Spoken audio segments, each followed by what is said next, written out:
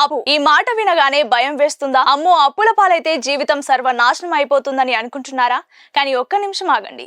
అదే నిజమైతే అంబానీ, అదానీ లాంటి పెద్ద పెద్ద బిజినెస్ మ్యాగ్నెట్లు లక్షల కోట్ల అప్పులు ఎందుకు చేస్తారు? వాళ్ళు తెలివి తక్కువ వాళ్ళ? కాదు. అసలు విషయం ఏంటంటే అప్పు మనిషిని బికారిని చేయదు. మనకు అప్పు ఎలా వాడాలో తెలియకపోవడమే మనల్ని పేదవాళ్ళం చేస్తోంది. ముందుగా చెడ్డ అప్పు గురించి మాట్లాడుకుందాం. దీన్నే పేదరికం వైపు తీసుకెళ్లే అప్పు అని కూడా అనొచ్చు.